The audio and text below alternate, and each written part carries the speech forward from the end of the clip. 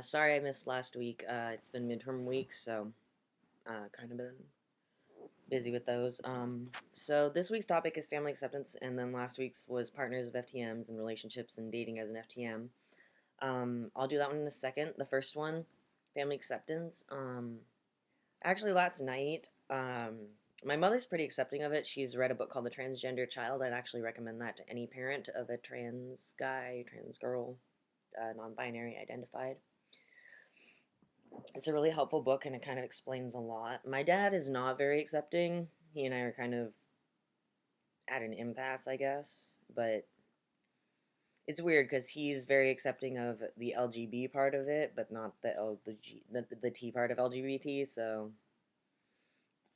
we feared that my brother wasn't going to be accepting about it because my brother's pretty Republican, right wing. But he and my mom had a conversation about it last night. He checked my Facebook and he hadn't in a while, and so he saw a lot of stuff and he actually was okay with it, which is really strange for me because I know that he wasn't as okay about the lesbian thing when I identified as a lesbian. Um, but that's going well. So my dad, I guess I'm just not gonna keep him in my life as much as he'd, I guess, want to be. But that's because he's choosing to be very negative about this, choosing to kind of say that he doesn't agree with me on stuff. He doesn't believe that. My dad is of the old sociological mindset where he believes that gender is a social construct completely. Gender does have a lot of social construction in it as a concept, but it does have biological factors as well. As they've learned from studies, for example, on twins, one who were both born male, one of whom was circumcised incorrectly and lost his penis, and then ended up were being told to raise him as a girl. And when they did that over the years, as they tracked it, the child became very depressed and suicidal and ended up transitioning from female to male anyway. So there's obvious biological components to gender as well. So anyway, that's how that was. Highlight from the week: midterms are over and spring break is happening. Negative from the week: Um, I guess I'm still not getting that many hours at work. That's kind of negative. But my girlfriend came to work with me, and that was nice. Actually, I'm going to introduce you guys to her for the second part, which is about the dating and partners of FTM. This is my girlfriend, Alix. We just woke up, so sorry if we look kind of like bad. She always looks good, though. Anyway, Alix, introduce yourself a little.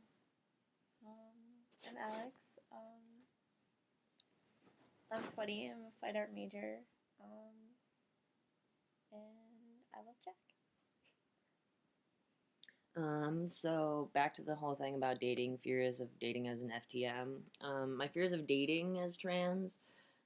I mean, I never really had to deal with the whole like suddenly telling them I'm trans thing because I'm pretty open about that. I feel like that's something I should be upfront about because if someone doesn't want to date me because I'm trans, then that's something I'd rather find out right away and then not waste my time investing in them. My hair looks like crap this morning. Um, and I guess fears of dating as trans. My last partner never really saw me as male, but she claimed she did. And so fears of the breakup thing is that or fears of the relationship and dating as trans is that since the breakup, she's been outing me as trans, but not male to people who I don't even know. So that's kind of made me uncomfortable with the whole dating as trans thing because it's kind of weird and the fear of rejection. Fear of how to be, there was a lot of fear about how to be physically intimate as well because I'm obviously pre-op, hopefully not for too much longer, but fears of how they would we'd be intimate, they'd still see me as male. Another fear was of my partner being afraid of my T injections. Catherine, my last partner, was very, very afraid of them, which is fine. There's people who are afraid of needles, but it was just kind of hard because I'm semi-needle phobic as well. So when I do my injections, it's nice to have someone at least in the room with me. Um, and then there was also fear of my partner not being able to deal with my transition or not knowing how to deal with it, like how to talk about dysphoria and stuff. Not wanting her to feel completely helpless when I'm upset or about T stuff or about transitioning. And then the other major fear, I guess, of dating as trans was where to date, where it's safe. Online dating is a scary place, and I do not recommend it to anyone. I've met bad people. I was a teenager once and stupid and met people. So I actually don't recommend dating online. I recommend dating in the friend group. That's what I generally recommend anyway, because a lot of the time, then it's more likely that the person you're dating will have already conceptualized you as male as well, and therefore it's not as difficult to have to explain things to them, I guess. But dating Alex has gotten rid of a lot of my fears. We've dealt with the physical intimacy thing in the sense that she always has viewed me as male, and so it wasn't really a problem. She's not afraid of shots, so she's fine with being in the room. Um, and I don't really worry about her outing me to people because she's been very quiet about it even as we've been dating, except for necessary people so that her dad knows that I'm not going to get her pregnant and things. And what do you want to say, babe, about dating an FTM? It's really not really all that different from just dating. Says male. Yeah. Like the shots don't bother me. None of it is really all that different. Except that I can relate on a lot more issues, I guess, than a lot of guys can. Which is nice because most guys are like douchebags about, emotions and things like that.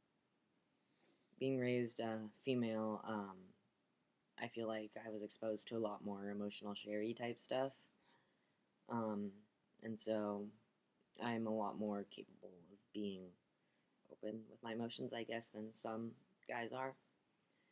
Um, what else, baby? Can't think of anything else. But I guess that's all we have for this week. Oh, other good thing this week. My Joseon tea was finally upped after being on a, like how you look at my leg that I just put my shot on. But so that's nice. I guess she's been noticing a lot more changes quickly. Voice drop happened in a day. I tracked it from morning to evening, and it was different. It dropped a lot more, really, really fast.